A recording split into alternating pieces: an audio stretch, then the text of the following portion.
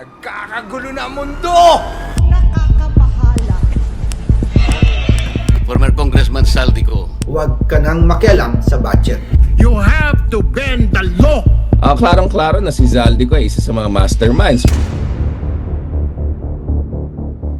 Sa ginagawa ng presidente ngayon, na-discover niya na may trillions of pesos, allegedly, di umano, supposedly, na napaplunder sa ating budget. Ngayon na-discover niya at may ginagawa siya, sino dito sa atin naniniwala na trillions na yun mababalik? Sino? Meron ba? O ilang percent? Ilang percent? 100%? Dreaming yun. 100% mababalik na plunder? Na trillion? Parang bigla nagkaroon ng konsensya. Di ba yung mga corrupt? At ibabalik nila ng kusang loob o by virtue of the legal system? Mababalik 100%? Sino naniniwala? Hibang yun. Hibang yun kung naniniwala kayo sa ganon. 0.00001!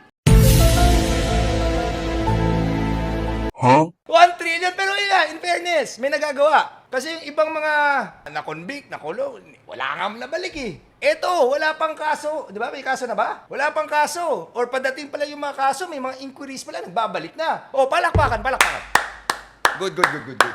Good. Ang tanong, ilang porsyento nga yung target natin dito? Okay na ba sa atin bilang mga mamamayan? 60%? Mabalik. Okay Okay na yan, 60%. 50%, kalahati. Okay na sa inyo. Realistically, kahit 10% sa tingin nyo, aabot yung trillion pesos, 10% mababalik dahil sa ginagawa ni BBM. 10% dahil sa ginagawa. Ano ba ginagawa? Isa-isay natin, anong ginagawa ni BBM? That no one else in the history of this government has ever done. Number 1, in the spirit of transparency and accountability, nagtayo ng ICI. Palakpakan. Investigation, corruption, may mga inquiries. So in the spirit of transparency, gumawa ng commission para imbestigahan ang corruption, pero bawal i-live. Walang streaming.